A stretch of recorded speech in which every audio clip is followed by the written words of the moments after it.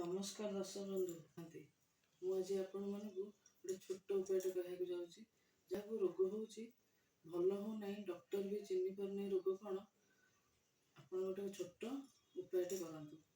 गोटे शुक्लपक्ष शनिवार चौमुखी दीपटे ने आउ चारिटी दीप शिखा पकेबे सोरिष तेल देवे आउ टंकाटे पकेबे दीप जालिकी शनि मंदिर आसवे एक मुहां शनि मंदिर आसवे दीप जालिकी एक मुहां आसवे आउ यही रेमेडीटा पूरा 21 दिन जाए आप करेंगे।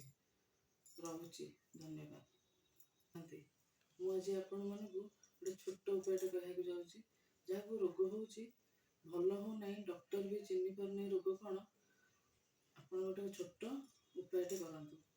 गोटे शुक्लपक्ष शनिवार चौमुखी दीपटे ने आउ चारिटी दीप शिखा पकेबे सोरिष तेल देवे आउ टंकाटे पकेबे दीप जालिकी शनि मंदिर आसवे एक मुहां शनि मंदिर आसवे दीप जालिकी एक मुहां आसवे आउ यही रेमेडीटा पूरा 21 दिन जाए आप करेंगे।